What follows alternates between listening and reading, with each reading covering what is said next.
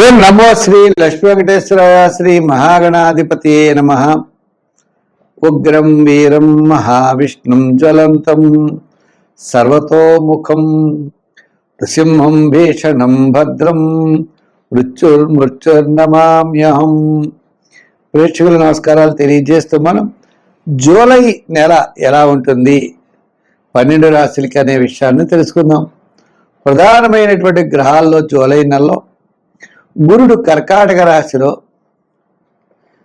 మీనరాశిలో శని, కుంభరాశిలో రాహు, మరి రవి ఆయన తులారాశి కర్కాటక రాశుల్లో సంచారం ఉంటుంది.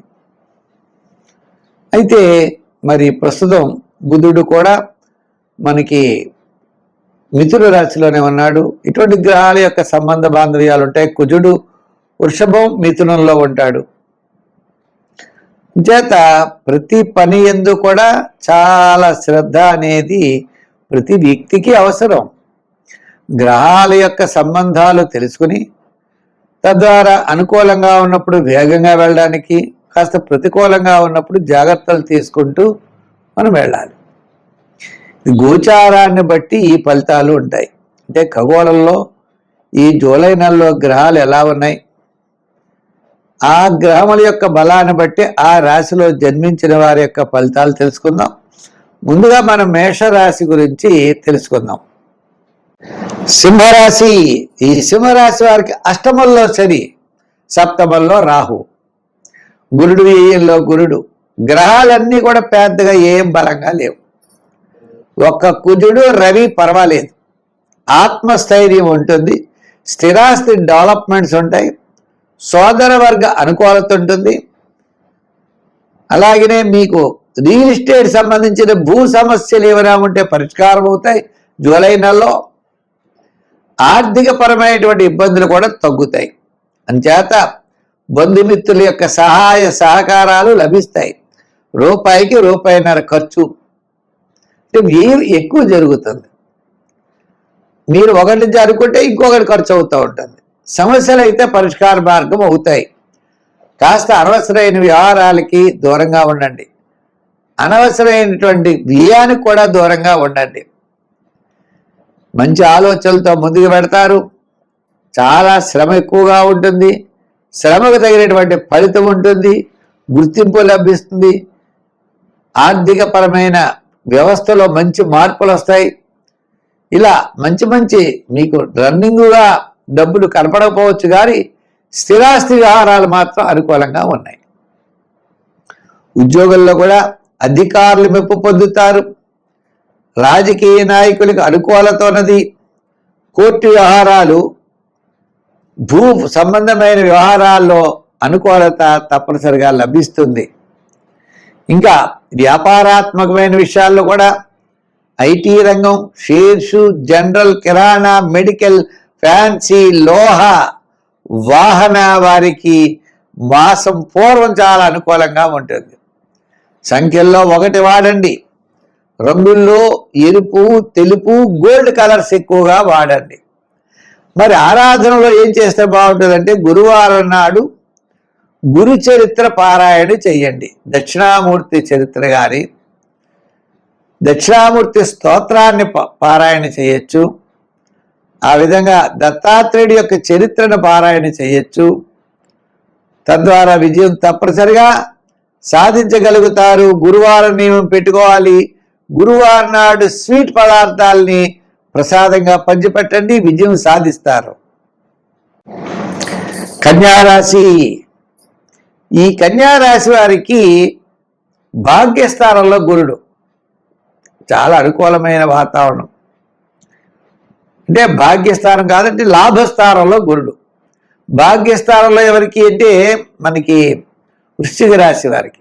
ఈ యొక్క కన్యారాశి వారికి గురుడు లాభస్థానం యందు ఉండడం చేతను కుటుంబ ఆర్థిక సంతానపరమైన డెవలప్మెంట్స్ బ్రహ్మాండంగా ఉన్నది. ఉద్యోగస్తులకి అధికారుల యొక్క మెప్పు పొందుతారు. ఆర్థికంగా చాలా ప్రోత్సాహకరంగా ఉంటుంది. రాజకీయ నాయకులకి పబ్లిక్ రిలేషన్స్ చాలా బ్రహ్మాండంగా ఉంటాయి. విద్యార్థులకు కూడా మంచి అవకాశాలు లభిస్తాయి. వ్యాపారాత్మకంగా కూడా కొంచెం ఆర్థిక లావాదేవీలు గతం కంటే ప్రోత్సాహకరంగా ఉంటాయి. అంటే పబ్లిక్ రిలేషన్స్, ఇన్సూరెన్స్, జనరల్, కిరాణా, మెడికల్, ఫ్యాన్సీ, లోహ, యంత్ర, వాహన వారికి మొత్తం మీద ఇటువంటి రంగాల వారికి అందరికీ కూడా గతం కంటే ఈ మాసం, ఈ జూలై నెల చాలా అనుకూలంగా ఉంటుంది. కన్యారాశిలో వారికి జూలై నెల ఒక అదృష్ట యోగంగా చెప్పారు. ఈ గ్రహముల యొక్క సంపుటి, దాంట్లో ప్రధానమైనటువంటి గ్రహం ఎవరయ్యా అంటే గురుడు. ఆయన లాభంలో ఉన్నాడు.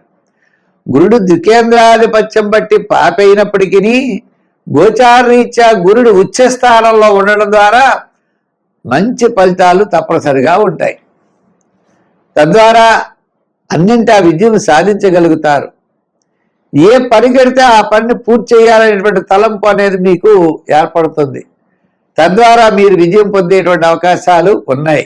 అంచేత ఈ రాశి వారికి, కన్యారాశి వారికి దూరం నుండి శుభవార్తలు అందుతాయి. వృత్తి, ఉద్యోగ, వ్యాపార వ్యవహారాదుల్లో ముందంజలో ఉంటారు. సంఖ్యల్లో 5, 6, రంగుల్లో గ్రీన్. ఆరాధనలో మరి సుబ్రహ్మణ్య స్వామి వారి యొక్క ఆరాధన చేయడం మంచిది.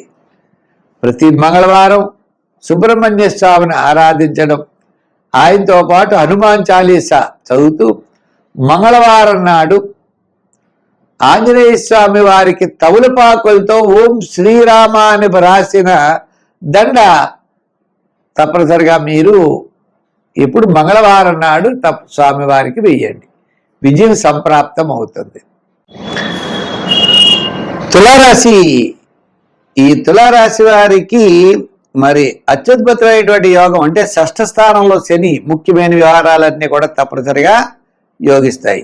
ఎంతటి కార్యక్రమాన్నైనా పూర్తి చేయగలుగుతారు. బంధుమిత్రుల యొక్క సహాయ సహకారాలు ఉంటాయి. స్థిరాస్తి డెవలప్మెంట్స్ ఉంటాయి. ఆత్మస్థైర్యం ఉంటుంది. నిదానంతో ముందుకు పెడతారు. క్లారిటీ లేని విషయాన్ని కూడా మీరు క్లారిటీగా చేయగలరు. చేత నూతనమైన ప్రయత్నాలకి శ్రీకారం చుడతారు. దూరం నుండి శుభవార్తలు అందుతాయి. ఈ పని చేయగలిగిన వారు మీరే అని మీ శక్తి సామర్థ్యాలు మీరు నిరూపించుకుంటారు. అలాగనే ఉద్యోగాల్లో మంచి అభివృద్ధి ఉంటుంది. రాజకీయపరమైన సమస్యలు తగ్గుతాయి. వృత్తుల పరమైన డెవలప్మెంట్స్ ఉంటాయి. సోదర వర్గ వివాదాలు ఉంటాయి. రియల్ ఎస్టేట్ సంబంధించిన వ్యవహారాల్లో కాస్త ఆలస్యం అవుతుంది. వృత్తుల్లో పబ్లిక్ రిలేషన్స్ కాస్త పెరుగుతాయి.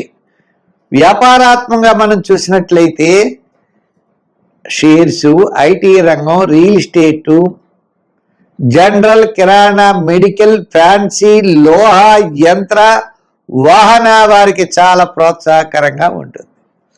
తులారాశి వారికి మొత్తం మీద మనకి మాసం జూలై నెలలో మొట్టమొదటి 15 రోజుల కంటే తర్వాత 15 రోజులు అత్యద్భుతంగా ఉంటుంది. అంచేత సంఖ్యల్లో 5, 6, 8 సంఖ్యలు వాడండి. రంగుల్లో గ్రీన్, లైట్ బ్లూ, తెలుపు కలర్స్ వాడండి. ప్రతి పని శ్రద్ధగా చేయండి. మంచి ఆలోచనలతో ముందుకు వెళ్ళండి. మీ దృష్టి ఎక్కడో పెట్టుకోకండి. కార్యక్రమాల మీద మీ దృష్టి పెట్టుకుని ముందుకు వెళ్ళండి. తద్వారా మీరు విజయం సాధించగలుగుతారు. ఆరాధన చేయవలసి వస్తే సుబ్రహ్మణ్య స్వామిని పూజించండి. దానం, కన్నులు దానం చేయండి. అంచేత తద్వారా మీరు తప్పనిసరిగా కొంత విజయం సాధించేటువంటి పరిస్థితులు కనపడుతున్నాయి.